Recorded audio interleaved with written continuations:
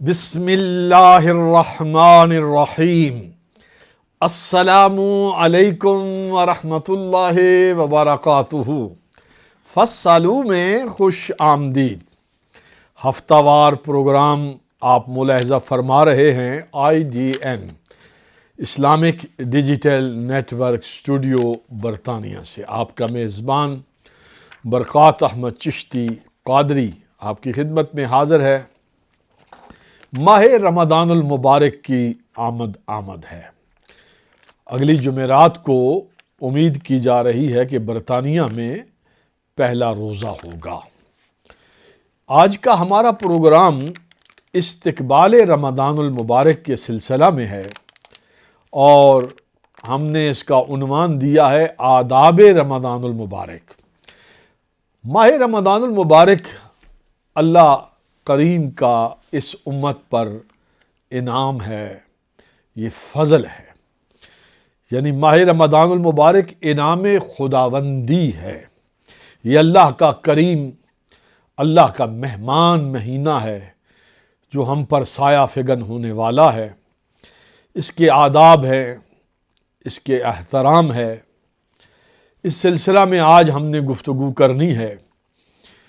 ہم سب بہت اچھی طرح سے یہ بات جانتے ہیں، سمجھتے ہیں، جو بھی مسلمانوں کے گھر میں پیدا ہونے والا بچہ ہے وہ دینیات، اسلامیات، ضروریات دین سے آگاہ ہوتا ہے۔ بالخصوص ماہ رمضان المبارک سے پورا عالم اسلام اس کا انتظار کرتا ہے۔ بڑے ذوق اور شوق کے ساتھ، بڑی محبت کے ساتھ اس ماہ مبارکہ کا استقبال کیا جاتا ہے۔ ایک رونق ہوتی ہے، ایک عبادات میں ذوق شوق ہے، ایمان کی حرارت اور گرمی ہے۔ ہماری مساجد آباد ہوتی ہیں، گھر گھر میں ذکر خدا، قرآن مجید فرقان حمید کی تلاوت کی طرف اہل اسلام متوجہ ہوتے ہیں، راہ خدا میں، اللہ کی راہ میں خرچ کرتے ہیں اس رزق میں سے جو رزق اللہ جل شانہ نے انہیں عطا کیا ہے۔ بڑی فیاضی کے ساتھ، بڑی سخاوت کے ساتھ اہل اسلام اپنے دلوں کو کھول کر راہ خدا میں ان مستحقین تک ان کا حق پہنچاتے ہیں۔ گویا کہ یہ مہینہ رحمت کا ہے، برکت کا ہے، خیر کا ہے، اور یہ مہینہ نیکی کا ہے، یہ مہینہ ہمدردی کا ہے۔ آنے والا یہ خوبصورت مہینہ، اس کا استقبال کیجئے اپنے خوبصورت نیتوں کے ساتھ، خوبصورت ارادوں کے ساتھ۔ تیاری کیجئے ماہ رمضان المبارک کی، پلان بنائیے کہ ہم نے کس طریقے سے اس مقدس، بابرکت، خوبصورت، رحمتوں والے مہینے کو گزارنا ہے۔ اس کے شب و روز کس طرح سے گزرنے ہیں، ان معمولات کو لکھ لیجئے، طے کر لیجئے، پورا منصوبہ بندی کیجئے۔ سحر و افطار اس کا بڑا اہتمام ہے اور کرنا چاہیے۔ سحری بھی سنت ہے، افطاری بھی لازمہ ہے، سنت ہے، تو اس کا بھی بڑا، ہماری بہنیں، ہماری بیٹیاں، ہماری مائیں اپنے گھروں میں ان کے کچن بھی آباد ہو جاتے ہیں، دسترخوان بھی سجتے ہیں، یہ ساری چیزیں ہیں۔ لیکن اصل بات جو ہے کہ وہ اس ماہ مبارکہ کی عبادات ہیں۔ ان عبادات میں خاص طور پر اس ماہ مبارکہ کا جو تعارف خود پروردگار عالم اللہ جل جلالہ خالق ارض و سما نے کرایا ہے۔ اللہ رب العزت ارشاد فرماتا ہے شہر رمضان الذی انزل فیہ القرآن۔ ناظرین، یہ وہ واحد مہینہ ہے، یعنی 12 مہینے ہیں، اسلامک کیلنڈر کو دیکھیے، 12 مہینے، محرم سے آغاز ہوتا ہے، ذوالحجہ میں اس کا اختتام ہوتا ہے۔ کسی دوسرے مہینے کا نام اللہ کی اس پاک کتاب مبین، کتاب ہدایت قرآن مجید میں منشن نہیں ہوا، نام آیا نہیں ہے۔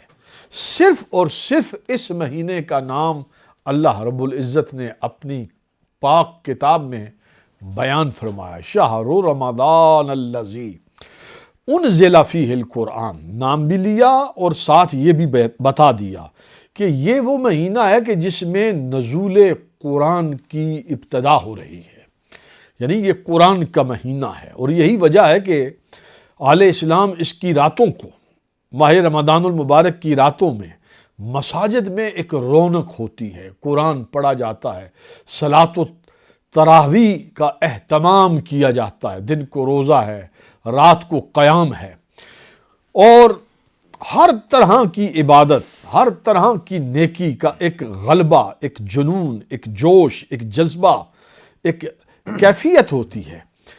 آج کے ہم اس پروگرام میں خاص طور پر آداب رمضان المبارک کے حوالے سے اور اس کے صرف ابتدائی جو احکام ہیں ان کو جاننے کی ہم کوشش کریں گے۔ اگلا پروگرام جو ہمارا ہوگا وہ یقیناً ہمیں لگتا ہے کہ وہ ماہ رمضان المبارک کی ہی جمعرات ہوگی، اور آپ ہمیں اگلی جمعرات کو جب ملاحظہ فرما رہے ہوں گے تو امید ہے کہ پوری دنیا میں انشاءاللہ روزہ ہوگا۔ تو پھر روزے کے جو احکامات بالخصوص وہ مفسدات روزہ ہیں، کن کن چیزوں سے روزہ ٹوٹ جاتا ہے، کن چیزوں سے روزہ نہیں ٹوٹتا، کن پر قضا لازم آتی ہے، کس پر کفارہ قضا کے ساتھ لازم آتا ہے، ان مسائل کو انشاءاللہ ہم ڈسکس کریں گے۔ لیکن ترتیب کے ساتھ آج ہم ایک ابتدائی پہلے جو رمضان المبارک کے استقبال کے ساتھ جن کا تعلق ہے کہ تاکہ ہم تیاری میں یہ چیزیں سیکھ لیں اور سمجھ لیں، آج ہمارے سوالات کا تعلق، ہمارے عنوان کا تعلق اس کے ساتھ ہے۔ اور میرے ساتھ اس پروگرام کی زینت اور ہمیشہ میرے ساتھ شامل ہوتے ہیں مفتی اہل سنت حضرت علامہ مولانا مفتی محمد ولی رضا خان قادری رضوی دامت برکات القدسیہ۔ مفتی صاحب میں آج کے فصلوں میں آپ کو خوش آمدید کہتا ہوں۔ جزاک اللہ۔ مزاج طبیعت سے عافیت ہے جناب؟ الحمدللہ، اللہ کا بڑا کرم ہے۔ مفتی صاحب میں نے ایک مقدمہ ابتدائی آج کے پروگرام کے ساتھ ہم نے رکھا ہے، استقبال رمضان المبارک ہے، آج جمعرات ہے، اگلی جمعرات کو انشاءاللہ اللہ رب العزت جل شانہ کو منظور ہوا، ہمارے مقدر بخت ہمارے نصیب میں ہوا تو ہم رمضان المبارک کے مقدس مہینے میں داخل ہوں گے۔ آج کا عنوان یہ رکھا گیا ہے کہ آداب رمضان المبارک۔ اس میں سب سے اہم عبادت جو ہم کرتے ہیں، جو اس مہینے کے ساتھ خاص عبادت ہے اور اس میں ہی فرض ہے، یعنی فرض روزے جو ہیں وہ یقیناً رمضان المبارک کے علاوہ کہیں اور اللہ کی طرف سے نہیں ہے۔ یعنی انسان اپنے اوپر کوئی چیز منت نظر کا روزہ واجب کر لے وہ تو ایک الگ مسئلہ ہے، لیکن باری تعالیٰ کی طرف سے، شریعت کی طرف سے جو روزے فرض کیے گئے ہیں وہ صرف ماہ رمضان المبارک کے ہیں۔ تو پہلا سوال میں یہ جاننا چاہوں گا اور ہمارے ناظرین تک یہ پیغام پہنچے کہ روزے کی اصل غرض و غایت کیا ہے؟ بسم اللہ الرحمن الرحیم۔ قال اللہ تبارک و تعالی فی الکلام المجید والفرقان الحمید، یا ایھا الذین آمنوا کتب علیکم الصیام کما کتب علی الذین من قبلکم لعلکم تتقون۔ صدق اللہ العظیم۔ قبلہ پیر صاحب، الحمدللہ ماہ رمضان المبارک کی آمد ہے۔ الحمدللہ۔ آج کا پروگرام استقبال ماہ رمضان کے حوالے سے، آداب ماہ رمضان المبارک کے حوالے سے جو انعقاد پذیر ہے، انشاءاللہ العزیز اس میں ہمارے ناظرین کے لیے قرآن و حدیث کی روشنی میں اور نبی پاک صلی اللہ علیہ وسلم آپ کے معمولات میں رمضان المبارک کس طرح سے آپ گزارتے تھے، انشاءاللہ اس کا ذکر ہوگا۔ انشاءاللہ۔ غرض و غایت کے حوالے سے اللہ رب العزت نے قرآن مجید فرقان حمید کی اس آیہ مبارکہ میں بتا دیا ہے کہ روزے کی غرض و غایت کیا ہے۔ فرمایا کہ لعلکم تتقون، تم متقی، پرہیزگار، تمہارے دل میں تقوی، پرہیزگاری، خوف خدا، خشیت الہی، ان سب چیزوں کا پیدا ہو جانا یہ روزے کی غرض و غایت ہے۔ سبحان اللہ، بہت عمدہ۔ اگر بندہ روزے کی حالت میں ہو اور روزے کی حالت میں ہونے کے باوجود تقوی، پرہیزگاری، خوف خدا اس کے دل میں نہیں آتا تو اس کا مطلب یہ ہے کہ روزے کا جو مقصود ہے اس کو اس نے پایا نہیں، یعنی وہ صرف بھوک اور پیاس ہے۔ بھوک اور پیاس ہے۔ بہت عمدہ۔ اب اس حوالے سے جب قرآن مجید فرقان حمید میں اللہ رب العزت نے روزے کی غرض و غایت تقوی کو ہی بیان کیا ہے، تو اب یہاں پر ایک سوال پیدا ہوتا تھا کہ اس کی غرض و غایت اور مقصد روزہ یہی ہے کہ حضرت انسان کے اندر تقوی پیدا ہو۔ صحیح۔ تو اب حضرت انسان کو بھوکا پیاسا رکھنے کی کیا ضرورت تھی؟ تو یہاں پر حضرات صوفیاء کرام نے جو اس آیہ مبارکہ کے زیر تحت جو اپنے اقوال پیش کیے ہیں، اس میں وہ فرماتے ہیں کہ ماہ رمضان المبارک کی غرض و غایت تو تقوی ہی ہے۔ فرمایا کہ تقوی اس وقت تک حضرت انسان میں پیدا نہیں ہوتا، خوف خدا اس وقت تک بندے کے اندر پیدا نہیں ہوتا جب تک وہ اپنے نفس کو، سرکش کو اپنے کنٹرول میں نہ کر لے۔ تو حضرات صوفیاء کرام فرماتے ہیں نفس کہ اس امارہ، نفس امارہ کو، اس سرکش نفس کو کس طرح سے کنٹرول میں کیا جاتا ہے؟ فرمایا کہ اس نفس کی مثال حضرات صوفیاء کرام کے ہاں ایک سرکش گھوڑے کی طرح ہے۔ ٹھیک۔ فرمایا کہ جس طرح سے سرکش گھوڑے کو قابو میں کرنے کے لیے بھوکا پیاسا اس کو رکھا جاتا ہے، تو فرمایا کہ جب تم بھوکے پیاسے رہو گے تو تمہارا نفس وہ مغلوب ہو چکا ہوگا، اس کی وہ قوت نفسانی وہ زائل ہو چکی ہوگی اس بھوک پیاس سے۔ فرمایا کہ تم اللہ رب العزت کے ہاں تقوی والے متقی بن جاؤ گے اور اس روزے کی غرض و غایت تمہیں حاصل ہو جائے گی۔ اس وجہ سے فرمایا گیا کہ روزے کی جو غرض و غایت ہے وہ تقوی ہی ہے، مقصد روزے کا تقوی ہی ہے۔ اور یہ حاصل کس طرح سے ہوتا ہے کہ اللہ رب العزت کی رضا کے لیے حضرت انسان روزے کی حالت میں ہو اور اس آنے والے ماہ رمضان المبارک کا صحیح معنوں میں ادب و احترام اور استقبال کرے، جس کے متعلق نبی پاک صلی اللہ علیہ وسلم نے خاص کر ماہ رمضان المبارک سے قبل ہی حضرات صحابہ کرام کو جمع فرمایا اور آپ نے ایک خطبہ ارشاد فرمایا۔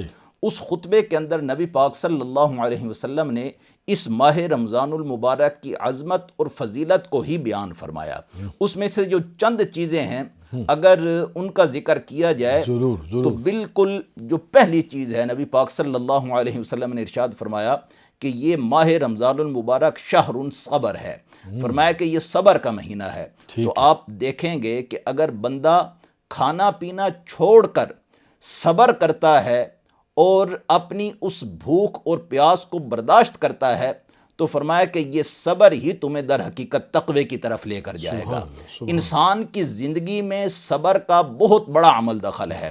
اگر آپ آزمائش میں ہیں، مبتلا ہیں اور کوئی آپ کو تکالیف ہیں تو آپ بجائے اس کے کہ اس تکلیف کے اوپر چلائیں یا دوسروں کو پریشان کریں، وویلا کریں، فرمایا گیا کہ صبر ہی تمہارے لیے بہتر ہے۔ اور قبلہ پیر صاحب یہ ایک حقیقت بات ہے کہ بندے کے ہاں بعض دفعہ سوائے صبر کے اور کوئی صورتحال رہتی ہی نہیں ہے۔ اس وجہ سے نبی پاک صلی اللہ علیہ وسلم نے اس مہینے کو شہر صبر بھی کہا ہے۔ فرمایا کہ یہ صبر کا مہینہ ہے، اور اس مہینے کو شہر مساوات بھی کہا ہے۔ فرمایا کہ ہمدردی کا مہینہ ہے۔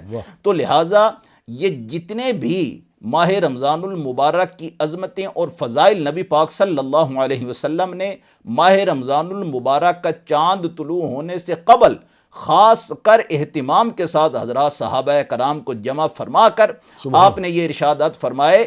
حضرات صحابہ کرام کو باقاعدہ طور پر جمع کرنا یہ خود ماہ رمضان المبارک کی آمد سے قبل اس کی اہمیت کا بیان تھا، اور پھر نور علی نور نبی پاک صلی اللہ علیہ وسلم نے اس ماہ رمضان المبارک کی جو چند خصوصیات ہیں ان کا ذکر بھی فرما دیا۔ فرمایا کہ یہ ماہ صبر بھی ہے، مساوات بھی ہے، اور اس میں فرائض کا ثواب بھی بڑھا دیا جاتا ہے۔ اگر اس ماہ میں تم نفل پڑھو گے تو اس نفلوں کا ثواب بھی اللہ رب العزت تمہیں فرائض کے برابر دے گا۔ سبحان اللہ۔ یعنی کتنی خوبصورتی اور عمدگی کے ساتھ مفتی صاحب نے اس کی غرض و غایت، روزے کا فلسفہ، ماہ رمضان المبارک کی عظمت و شان بیان فرمائی ہے۔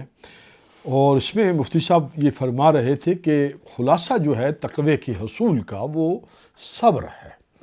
ناظرین، اگر ہم غور کریں تو ہماری سوشل لائف میں پوری زندگی کا، روزمرہ کی زندگی کا، معاملات کا، معاشرت کا، لین دین کا، کاروبار کا، یہاں تک کہ گھر کی چار دیواری کے اندر کی زندگی کا، چاہے وہ میاں بیوی ہوں، اولاد ہو، ہر جگہ پر صبر کی بہت زیادہ قدر و منزلت ہے۔ ہمارے ہاں مشہور ہے کہ صبر کا پھل میٹھا ہوتا ہے۔ یہ نہ صرف کہاوت ہی نہیں ہے کہ صبر کا پھل میٹھا ہوتا ہے، فرمان رسول ہے اور روزے کا فلسفہ ہے۔ ہر عمل کا جو ثواب ہے وہ اللہ رب العزت جل وعلا شانہ جو عطا فرمائیں گے قیامت والے دن، وہ ایک لگا بدا ہے کہ اس کا اتنی نیکیاں، اس کی اتنی نیکیاں، اتنا ثواب، اتنا ثواب، اتنا ثواب۔ لیکن صبر کے حوالے سے کلام مجید میں آتا ہے کہ بغیر حساب اس کا جو ثواب ہے اس کا کوئی حساب ہی نہیں ہے، اس لیے کہ یہ دار و مدار ہے آپ کی ایک کامیاب زندگی جس کے اوپر کھڑی ہے، وہ صبر ہے۔ اور یہ صبر کی نعمت اور یہ پریکٹس جو حاصل ہوتی ہے وہ روزے کے ذریعے حاصل ہوتی ہے۔ مفتی صاحب، دوسرا سوال یہ ہے کہ یہ جو روزہ ہے اس کے نیت کے ایک باقاعدہ طور پر احکام ہیں۔ ہماری تمام عبادات جو ہیں وہ بالارادہ ہیں، نیت کے ساتھ ہیں۔ نماز کی ایک نیت ہوتی ہے، یعنی نماز میں یہ ہم دیکھتے ہیں جب نماز قائم ہوتی ہے کہ تو یہ فرض نماز ہے، یہ سنت نماز ہے، یہ نفل نماز ہے، یہ ظہر ہے، عصر ہے، لازم ہے تعین کرنا نیت کا۔ دیگر عبادات کا بھی، جیسا کہ ہم نے اپنے گزشتہ پروگراموں میں زکوٰۃ کے حوالے سے بات کی کہ اس میں بھی ایک نیت کی جاتی ہے، حج میں نیت کی جاتی ہے، عمرے میں نیت کی جاتی ہے۔ روزے کی نیت کے جو ایک احکام ہیں وہ کیا ہیں؟ روزے کی نیت کب کرنی چاہیے؟ روزے کی نیت ہے کیا؟ اس پر میں چاہتا ہوں تھوڑا سا کلام فرمائیں۔ بسم اللہ الرحمن الرحیم۔ نیت دل کے پختہ ارادے کو کہا جاتا ہے۔ ماہ رمضان المبارک کے روزے کے لیے نیت ضروری ہے۔ جہاں پر حضرات فقہائے کرام نے روزے کی تعریف کی ہے وہاں پر ساتھ میں یہ قید بھی لگائی ہے مع النیہ، کہ یہ امساک، کھانے پینے سے رک جانا، جماع سے رک جانا، فرمایا کہ نیت کے ساتھ اگر رکنا ہوگا تو تب ہی یہ روزہ کہلائے گا۔ نیت کہتے ہیں دل کے پختہ ارادے کو۔ ماہ رمضان المبارک کے روزے کی نیت آپ رات میں بھی کر سکتے ہیں اور زوال سے قبل پہلے تک آپ نیت کر سکتے ہیں، یہ وقت ہے۔ مثلا اگر کسی شخص کی آنکھ نہ کھلی اور وہ سحری نہ کھا سکا اور اس کے پاس اب ٹائم نہیں ہے تو اب بھی اگر وہ چاہے تو نیت کر سکتا ہے۔ اگر خدا نہ خواستہ اس سے بھی لیٹ ہو گیا اور زوال سے پہلے اس کو یاد آیا کہ میں نے روزے کی نیت نہیں کی ہے تو وہ اس وقت بھی کر سکتا ہے۔ یہ ایک نیت کی ٹائم لیمٹ، ایک جو ہے نا وہ سپیس ہے کہ اس وقت کے اندر اس روزے کی نیت جو ہے وہ کی جا سکتی ہے۔ تو اس حوالے سے آسان طریقہ یہی ہوتا ہے کہ بندہ جو ہے وہ رات کو ہی نیت کر لے کہ میں نے کل جو آئندہ ہے اس میں جو ہے وہ روزہ رکھنا ہے۔ یہ نیت ہو بس گئی، نیت ہوگی، یہ ہو گئی رات کو ہی اس نے کل میرا روزہ ہونا ہے، نیت ہے یہ۔ جی بالکل پختہ ارادہ اس نے کر لیا کہ میں نے جو ہے نا وہ، جی بالکل آسان لفظوں میں یہی ہے کہ نیت دل کے پختہ ارادے کو کہا جاتا ہے۔ اگر کسی کو یہ ڈر ہو کہ صبح آنکھ نہیں کھلے گی یا نیت نہیں کر پاؤں گا، سحری نہیں کر پاؤں گا، تو وہ رات سے ہی نیت کر لے اور پختہ ارادہ کر لینا، یہی نیت ہے۔ قبلہ پورے مہینے کے روزوں کی پہلے ہی روزے کے ساتھ نیت کر لے، نہیں، یہ درست نہیں ہے، یہ درست نہیں یہ ہوگا۔ درست نہیں ہر ہے۔ روزے کی ہر روز شب کو نیت کرے کہ میں کل کے روزے کی نیت و ارادہ رکھتا ہوں، کل میں روزہ رکھوں گا، یعنی ہر روز پورا مہینے کی اکٹھی نیت نہیں ہو سکتی۔ 30 روزوں کی اکٹھی نیت نہیں ہو سکتی ہے۔ اس کی ایک وجہ ہے کہ چونکہ بندے کو سفر کرنا پڑ جاتا ہے یا کوئی معاملات ہو جاتے ہیں، تو اس وجہ سے 30 روزوں کی نیت جو ہے وہ نہیں کی جا سکتی۔ صرف آپ یعنی بندہ بیمار ہو سکتا ہے، مرض کی کیفیت میں جا سکتا ہے، سفر کی کیفیت میں جا سکتا ہے، کچھ ایسی واقعات پیش آ سکتے ہیں کہ جسے اسے روزہ رخصت ملتی ہے، تو لہٰذا اس وجہ سے وہ پورے مہینے کے روزے کی نیت نہیں کرے گا. کچھ بھی نہیں کر سکتے. مثلا یہ کہا جا سکتا ہے کہ میں نے تو سفر نہیں کرنا، میرا کوئی پلان نہیں ہے، لیکن یہ بھی ضروری نہیں ہے، پلان بن سکتے ہیں، کچھ بھی ہو سکتا ہے. لیکن دوسری طرف یہ ہے کہ مرض کا تو کسی کو پتہ نہیں ہے نا، جی کہ میں بیمار ہو سکتا ہوں، کوئی ایکسیڈنٹ ہو سکتا ہے، خدا نخواستہ جی کوئی ایسا معاملہ ہو سکتا ہے. اس لیے ہر روز روزے کی یہ اس کا روز نیت کا یہ فلسفہ ٹھہرا. جی بالکل. میں یہاں پر ایک چیز اور عرض کروں گا قبلہ کہ نبی پاک صلی اللہ علیہ وسلم نے سحری کھانے کا حکم دیا ہے. سحری میں برکت رکھی گئی ہے، سنت ہے، تو اس وجہ سے کوشش تو یہی کرنی چاہیے کہ بندہ سحری کے وقت اٹھے اور باقاعدہ طور پر اہتمام کر کر وہ اپنے گھر میں فیملی کے ساتھ بیٹھ کر سحری کا اہتمام کرے، سحری کو کھائے، کیونکہ روزے میں سحری سنت بھی ہے اور نبی پاک صلی اللہ علیہ وسلم نے اس کا حکم بھی دیا ہے کہ تم سحری کرو. تو جب بندہ سحری کے لیے اٹھتا ہے اور اہتمام کرتا ہے، گھر والے سب اٹھتے ہیں، تو ایک ماحول بھی اچھا ہوتا ہے، اور اسی میں پھر سحری کھانے کے لیے جب بندہ بیٹھتا ہے تو وہ نیت کو بھی اپنی کو تازہ کر لیتا ہے. نیت جب ابھی آپ نے جیسا کہا کہ وہ اٹھتا ہے، کھانا صبح سحری کے لیے بیٹھتا ہے، یہ اس کا اٹھنا، یہ سحری کے لیے بیٹھنا، یہ کھانا، اور اب وہ دل میں اس کے اندر یہ بات حاضر ہے کہ میں روزہ رکھ رہا ہوں، یہ نیت ہو گئی. جی بالکل ہو. یعنی اس کے لیے کوئی خاص الفاظ زبان سے ادا کرنا یہ کوئی لازم نہیں ہے. نہیں بالکل بالکل، کوئی یعنی ایسا نہیں ہے کہ آپ عربی میں ہی نیت کریں، آپ دل میں بس نیت کر لیتے ہیں، کوئی الفاظ نہیں بھی کہتے ہیں تو آپ کی نیت ہو گئی. اگر آپ اپنی زبان میں بھی کچھ الفاظ کہہ دیتے ہیں تو وہ بھی ٹھیک ہے. اگر کچھ بھی نہیں کہتے، نہ عربی نہ اردو نہ کسی اور لینگویج میں، جو بھی آپ کے دل میں نیت ہے اس کو مستحضر رکھتے ہیں اور اس کے اوپر پکے رہتے ہیں، تو پھر یہ نیت ہو گئی. نیت کا یہ طریقہ یا حکم جو ہے یہ ہر عبادت میں ایسا ہی ہے. جی یعنی نماز کی بھی نیت ضروری نہیں ہے کہ آپ زبان سے ادا کریں، جی زکوٰۃ کی بھی زبان سے ادا کریں، حج کی بھی. یہ نیت کا تعلق اصلی طور پر ہے ہی قلب کے ساتھ، دل کے ساتھ، جی اسی وجہ سے ارادہ قلبی، جی ارادہ قلبی اور پختہ ارادہ، پختہ ارادہ. یہ وقت عبادت نماز کی صورت میں ہو یا مالی کوئی عبادت کر رہے ہوں، وقت عبادت نیت کا مستحضر ہونا یہ ضروری ہے. یہ یعنی ایک چیز ہے کہ بندہ اس وقت بعض دفعہ ایسا بھی ہوتا ہے کہ بندے کے ارادہ تو یہ ہوتا ہے کہ میں نے جو ہے نا وہ روزہ رکھنا ہے، یہ عبادت کرنی ہے، لیکن اس وقت مستحضر کرنا نیت کو یہ افضل ہے، بہتر ہے. اور وہ اسی طرح سے ہی ہے کہ بندہ کہے کہ میرا پکا ارادہ ہے کہ میں نے یہ کام کرنا ہے. وہ سب آپ نے جو آئے مقدسہ ابتدا میں تلاوت فرمائی تھی، کتب علیکم الصیام کما کتب علی الذین من قبلکم، اس کے بعد دو مقامات پر یہ آیت آتی ہے، فمن کان منکم مریضا او علی سفر فعدۃ من ایام اخر. سوال اب یہ ہے کہ دو شخصیات، دو طرح کے لوگ ایسے ہیں، مرد ہیں یا عورت ہیں، جنہیں روزے کی یہاں سے رخصت مل رہی ہے. انہیں کہا جا رہا ہے کہ تم روزے کو مؤخر کر سکتے ہو. ایک تو مریض ہے اور ایک مسافر ہے. ہم یہ جاننا چاہیں گے کہ مریض کی کیا تعریف بنتی ہے، مریض کسے کہتے ہیں جسے یہ اللہ جل شانہ خود رخصت دے رہے ہیں کہ وہ فعدۃ من ایام اخر. بسم اللہ الرحمن الرحیم. قرآن مجید فرقان حمید کی نص قطعی اس بات پر شاہد ہے، وَإِن كُنتُم مَرْضَىٰ أَوْ عَلَىٰ سَفَرٍ فَعِدَّةٌ مِّنْ أَيَّامٍ أُخَرَ، کہ اگر تم حالت مرض میں ہو یا حالت سفر میں ہو تو تمہیں یہ رخصت دی گئی ہے کہ تم اگر چاہو تو اس روزے کو مؤخر کر سکتے ہو.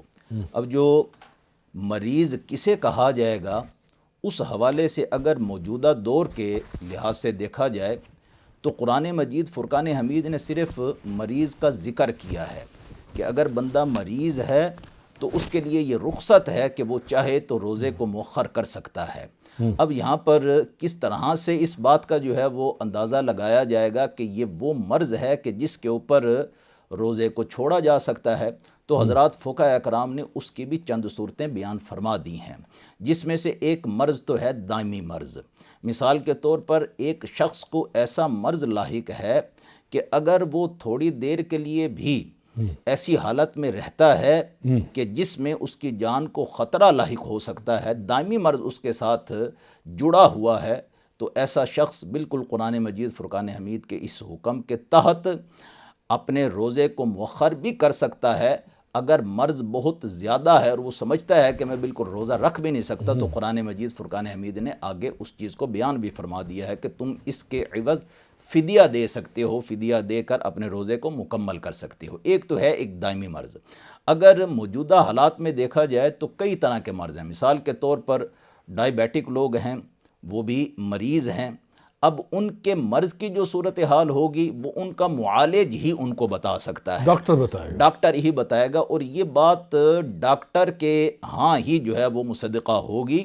مفتیان کرام یا فقہ کا اس میں زیادہ سے زیادہ 30% حصہ ہے۔ جب تک اس مریض کے ریکارڈ کو اور اس کے مرض کو معالج جانتے ہوئے اس کی جتنی بھی پیچیدگی ہیں اس کے اوپر واضح نہیں فرماتا، تو اس وقت تک مفتی یا فقہ بھی اس بارے میں کوئی واضح طور پر فتویٰ نہیں دے سکتے۔ انسان کی جان کا مسئلہ ہے جی، اس وجہ سے آپ دیکھیں گے کہ یہاں پر کئی مریض ایسے ہیں کہ جو ڈائبیٹک ہیں، تو وہ یعنی تھوڑا وقت بھی نہیں گزار سکتے، ان کو پانی کی ضرورت پڑ جاتی ہے، یا پھر کھانے کی ضرورت پڑ جاتی ہے، یا پھر حالت ایسی غیر ہو جاتی ہے کہ جان لیوا صورت بھی بن سکتی ہے۔